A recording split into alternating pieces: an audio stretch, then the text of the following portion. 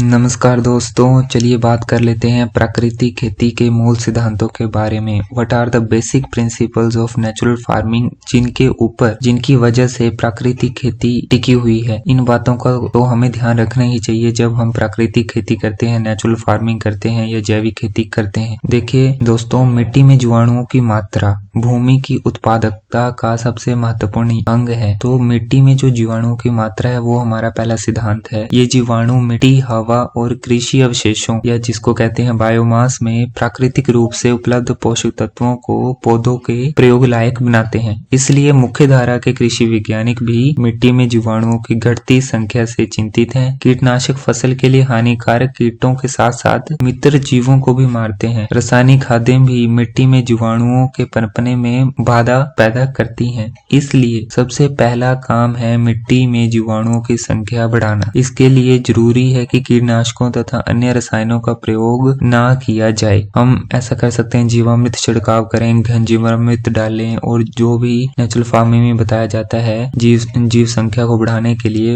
उनका हमें प्रयोग करना चाहिए। दूसरा मूल सिद्धांत है कि बिक्री और खाने में प्रयोग होने वाले सामग्री को छोड़कर खेत में पैदा होने वाली किसी भी सामग्री, बायोमास को, खरपतवार को भी खेत से बाहर नहीं जाने देना चाहिए। जलाना तो बिल्कुल भी नहीं चाहिए। उसका वहीं पर भूमि को ढकने के लिए खाद के रूप में प्रयोग किया जाना चाहिए। शुरू में पड़ोसी किसान से कृषि अवशेष और गौशाला से गोबर लिया जा सकता है। बाद में मिट्टी में जीवाणु बढ़ने से बाहरी सामग्री और गोबर की भी जरूरत नहीं पड़ती। खेत में अगर बायोमास की 2 से 4 इंच की परत बन जाए ना तो बहुत अच्छा है। यह परत कई काम करती है। वाष्पीकरण कम करके पानी बचाती है। बारिश और तेज हवा आंधी में मिट्टी को बचाती है। खरपतवार की रोकथाम करती है। तापमान नियंत्रित करके ज्यादा गर्मी सर्दी में भी मिट्टी के जीवाणुओं के लिए उपयुक्त माहौल बनाती है और उसका भोजन बनाती है। और आखिर में गल सड़कर डिकम्पोज होकर मिट्टी की उपजाऊ शक्ति बढ़ाती है। जमीन ढकने के लिए बायोमास के छोटे टुकड़े करके डालना बेहतर रहता है। बायोमास के तौर पर चौड़े पत्ते और मोटी टहनी का प्रयोग नहीं करना चाहिए। चलिए तीसरे सिद्धांत के बारे में बात कर लेते हैं। यह है कि खेत में जैव विविधता होनी चाहिए, बायोडाइवर्सिटी होनी चाहिए। यानी कि केवल एक किस्म की फसल ना बोकर खेत में एक ही समय पर कई किस्म की फसल बोनी चाहिए। जैव विविधता या मिश्रित खेती मिट्टी की उत्पादकता बढ़ाने और कीटों का नियंत्रण करने दोनों में सहायक सिद्ध होती है। जहां तक संभव हो सके हर खेत में फली वाली या दलहनी एवं कपास, गेहूं या चावल जैसी एक दाने वाली फसल को मिलाकर बोएं। दलहनी या फली वाली फसल यानी कि कपास इत्यादि की भी एक ही किस्म को ना बोकर भिन्न भिन्न किस्मों का प्रयोग करना चाहिए। फसल चक्र में भी समय समय पर बदलाव करना चाहिए। एक ही प्रकार की फसल बार बार लेने से मिट्टी से कुछ तत्व खत्म हो जाते हैं और एवं कुछ विशेष कीटों और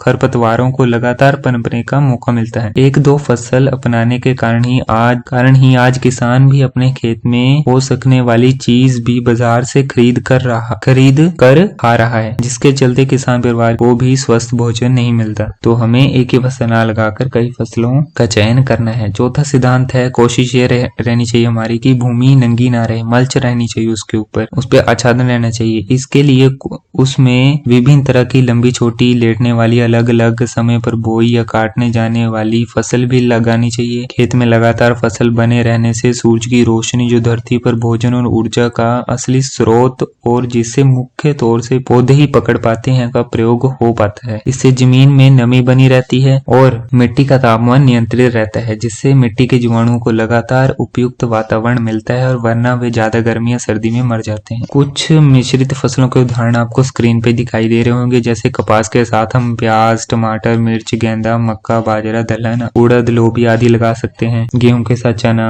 सरसों, धनिया, राजमा, मेथी, जौ, गन्ना, ये सारे उदाहरण आपको स्क्रीन पे दिखाई दे रहे हैं। आप एक स्क्रीन को रोक के, वीडियो को रोक के आप इसको देख सकते हैं। चलिए 5वें सिद्धांत के बारे में बात करते हैं। खेत में प्रति एकड़ कम से कम 5 से 7 भिन्न प्रकार के पेड़ जरूर होने चाहिए। खेत के बीच पेड़ों को 7-8 फुट से ऊपर ना होने दें, उनकी छटाई करते रहें। उनके नीचे ऐसी फसल उगानी चाहिए जो कम धूप में भी उगती है। ऐसी फसलों को बोना जैव विविधता बनाने में सहायक होगा। खेत के किनारे पर ऊंचे पेड़ हो सकते हैं। खेत में पेड़ होने से मिट्टी की पानी सोखने की क्षमता बढ़ती है, वाटर होल्डिंग कैपेसिटी बढ़ती है, मिट्टी की क्षरण नहीं होता, सॉइल इरोजन नहीं होता। सबसे बड़ा फायदा यह है कि पेड़ की गहरी जड़ें धरती की निचली परतों से आवश्यक तत्व लेती हैं और टूटे हुए पत्तों, फल, फूल के माध्यम से तत्व मिट्टी में मिलकर अन्य फसलों में मिल जाते हैं। उन पर बैठने वाले पक्षी कीट नियंत्रण में भी सहायक सिद्ध होते हैं। इसलिए खेत के पक्षियों के बैठने के लिए टी आकार की व्यवस्था करना लाभदायक रहता है। जानकर बताते हैं कि ज्यादातर पक्षी शाकाहारी नहीं होते, वे अन्न तभी खाते हैं जब उन्हें कीट खाने को ना मिले। इसलिए जहाँ कीटनाशक का प्रयोग होता है वहाँ कीट ना होने से ही पक्षी अन्न खाते हैं, वरना तो ज्यादातर पक्षी कीट खाना पसंद करते हैं। इसलिए हमें अलग अलग प्रकार के पेड़ों का चयन जरूर हमारे खेतों में होने चाहिए। छठा हमारा सिद्धांत है कि खेत में अधिक से अधिक बरसात का पानी इकट्ठा करना, वाटर कंजर्व करना। अगर खेत से पानी बहकर जाता है, बाहर जाता है, उसके साथ उपजाऊ मिट्टी भी बह जाती है, फर्टाइल सॉइल भी चली जाती है खेत से। इसलिए पानी बचाने से मिट्टी भी बचती है। दूसरी ओर जैसे जैसे मिट्टी में जीवाणु की संख्या बढ़ती है, मिट्टी की पानी सोखने की क्षमता बढ़ती है, यानी मिट्टी बचाने से पानी भी बचता है। इसलिए इसके अलावा पानी बचाने के लिए बरसात से पहले मेड़ों या डोलों की संभाल करनी चाहिए। खेत में ढलान वाले कोनों में छोटे तालाबों या गड्ढों का सहारा भी लिया जा सकता है। सातवां सिद्धांत हमारा है कि किसी भी फसल को, धान और गन्ने जैसी फसल को भी पानी नहीं बल्कि नमी बनाकर रखने की जरूरत होती है। बेड बनाकर बीज बोने से, नालियों से पानी देने से या बिना बेड के भी बदल कर एक नाली छोड़ पानी देने से पानी की खपत घट जाती है और जड़ें ज्यादा फैलती हैं। कम पानी वाली जगह या खराब पानी वाली जगह पर यह काफी फायदेमंद रहता है। ऐसा हो जहां सब जगह पानी भी पहुंच जाए और बाहर बैठकर पूरे बेड से खरपतवार भी निकाला जा सके। तो हमें इस तरह की व्यवस्था करनी है जिससे पानी भी बचे और ऐसा भी ना हो कि फसल को पानी ना मिले। पूरा वापसा होना चाहिए कि 50% उसमें एरेशन भी होनी चाहिए, उसमें हवा भी होनी चाहिए और पानी भी होना चाहिए। आठवां सिद्धांत हमारा है, अगर बीजों पर कंपनियों या बाजार का कब्जा रहा तो किसान स्वतंत्र नहीं हो सकता। इसलिए अपना बीज बनाना प्राकृतिक कृषि का आधार है। अपने बाप दादा के जमाने के अच्छे बीजों को ढूंढकर इकट्ठा करें और उन्हें बढ़ाएं, सुधारें और बांटें। स्थानीय बीजों परंतु सुधरे हुए बीजों और पशुओं की देसी नस्लों का प्रयोग किया जाना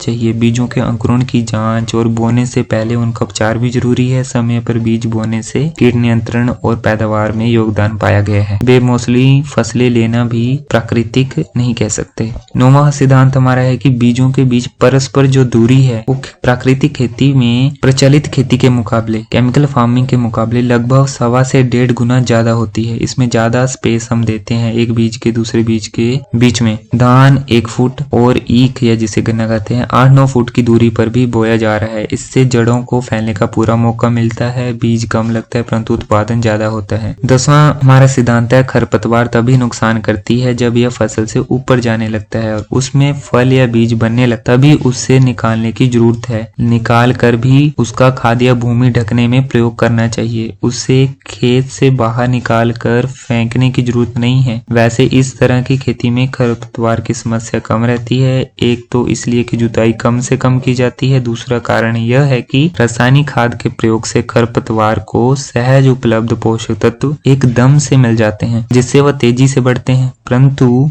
कुदरती खेती में खरपतवार को इस तरह से यूरिया जैसा सहज उपलब्ध पोषक तत्व नहीं मिलता, इसलिए खरपतवार की समस्या कम रहती है। 11वां हमारा सिद्धांत है कि जरूरत पड़ने पर बीमारी या कीटों के रोकथाम के लिए देसी दवाइयां जो किसान खुद बना सकता है का उसका प्रयोग करना चाहिए। वैसे प्राकृतिक खेती में मिट्टी स्वस्थ होने के कारण और जैव विविधता होने का, डाइवर्सिटी होने के कारण कीड़ा या बीमारी कम लगते भी हैं तो कम घातक होते हैं। पर ध्यान रहे सभी कीट हमें नुकसान नहीं पहुंचाते, ज्यादातर तो बहुत लाभदायक है। 12वां सिद्धांत हमारा ये सकता है कि किसान की नकेल बाहरी और खास तौर से चंद बड़ी कंपनियों के हाथ में ना जाए, इसलिए जहां तक हो सके बाहरी संसाधनों का प्रयोग नहीं किया जाना चाहिए। बाजार में जैविक कीट नियंत्रण, केचुआ खाद एवं अन्य सहायक सामग्री भी उपलब्ध है। इनमें से कुछ अच्छी भी हो सकती हैं, परंतु अपनी बनाई खाद और कीटनाशक इत्यादि का प्रयोग ही लंबे दौर में ज्यादा फायदेमंद रहता है। तो हमें इस बात का भी ध्यान रखना चाहिए कि हम जो भी चीजें बनाएं वो अपने ही खेत में बनाएं। ठीक है। 13वां सिद्धांत है हमारा, इस प्रकार की खेती में पशुपालन खेती का जरूरी हिस्सा है। केवल एक दो फसलों पर आधारित खेती प्राकृतिक हो ही नहीं सकती। प्राकृतिक खेती तो पशुपालन और पेड़ मिश्रित बहु फसली खेती ही हो सकती है। तो दोस्तों ये सारे सिद्धांत हमने आज जाने प्राकृतिक खेती करने के लिए। इनका ध्यान हमें जरूर रखना है अगर हम प्राकृतिक खेती पूरे 100% करना चाहते हैं। तो आज के लिए दोस्तों इतना ही। नमस्कार। जनता को आप मूर्ख समझना बंद कर दीजिए। इस प्रकार की बचकाना बातें किसी के गले नहीं उतरती, लोग मजाक उड़ाते। झूठ बोलो, बार बार झूठ बोलो, जो भी बोल सकते हैं सब झूठ बोलो, जहां भी बोल सकते हैं झूठ बोलो, जितनी बार बोल सकते हैं झूठ बोलो, किसी भी विषय पर बोलो तो सिर्फ और सिर्फ झूठ बोलो। एक ही काम, झूठ बोलो, झूठ बोलो, झूठ बोलो, बार बार बोलो, बार बार बोलो, बार बार बोलो, हर जगह पे बोलो और जोर जोर